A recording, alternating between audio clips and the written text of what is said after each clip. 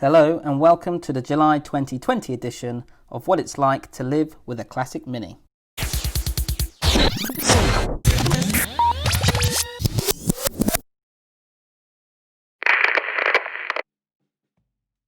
In this series, I will go through what I've done and what I've spent on the Mini to keep it fit and healthy.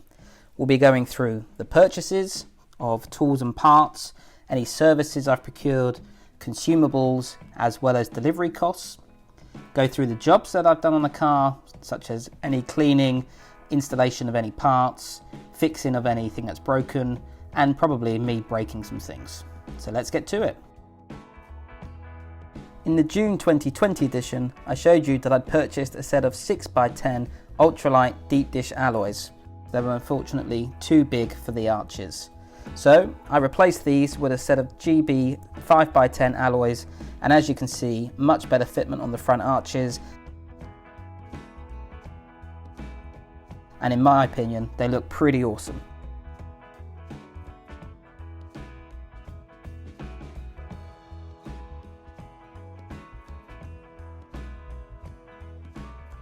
For a 1994 car, there really is very little rust, other than a small hole in the boot and some surface rust on the front subframes. So I gave them a quick rub down and applied a spray paint protector. So after helping with the rust, I moved on to rust prevention. I did record a video, which you can see on the link above, about how I applied cavity coater to the car. Another part of the rust prevention was applying some rubberized paint to the underside of the car. You can see in these photos that the previous rubber coating was starting to flake off. However, you can also see how good the floor pans are underneath. A quick clean and degrease, I applied several overlapping coats of the new rubberized paint.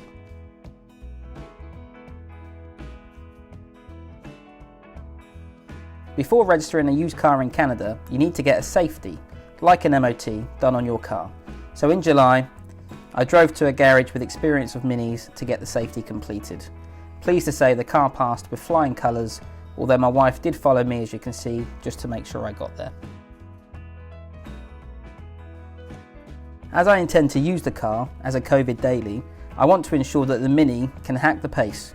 So I'll be going through and replacing any worn gaskets, etc., just like you see here on the rear lights.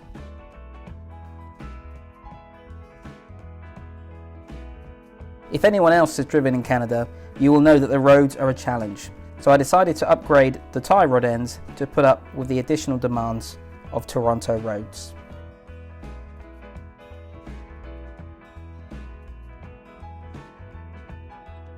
I also gave the car a basic service. That included an oil change, a plug change, and you'll see here that I changed from the BPR 7ES back to the BPR 6ES, as well as replacing the air filter for a K&N one. In the process of looking at the car and doing small jobs, you often find faults. Here you can see some spliced in wires go into the oxygen sensor. This is one to get fixed in the future. So let's look at the numbers. Looking at the July 2020 spend, you'll see that I spent £1,579 or 2,558 Canadian dollars. Looking at the breakdown, you'll see that from a consumables perspective, the most significant spend was on the wax oil and the rubber undercoating for rust prevention, as well as service consumables such as oil and spark plugs.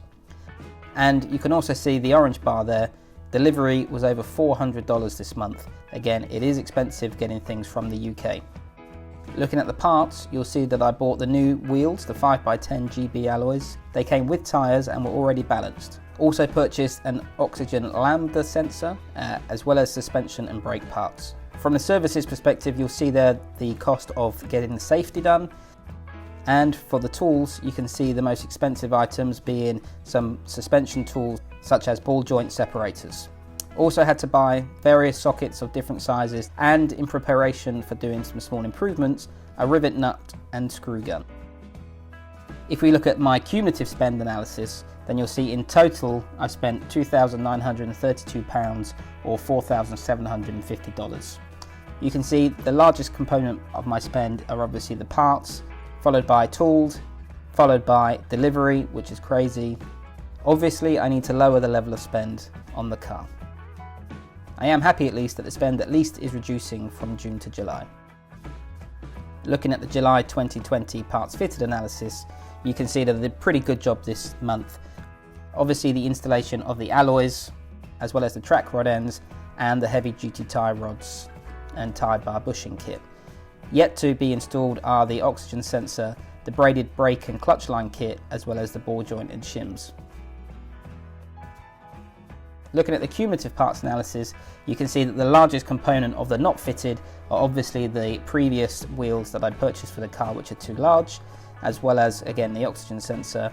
For parts that had been fitted, you can see that the brake conversion kit from 8.4 to 7.5 inches, as well as the alloys, are the most significant, followed then by the small suspension upgrades of the heavy duty tie rod and tie bar bushing kit. The July 2020 other analysis shows that I drove 99.5 miles or 160 kilometers in July, and I spent a paltry £10.47 or $17, and the fuel efficiency, not too bad, quite happy with that, at 29.3 miles per gallon or 8 litres per 100 kilometers. Upcoming tasks include refurbishing the rear brakes, adding braided lines, as well as renewing the vacuum line on the SPI fuel injection. Till next time.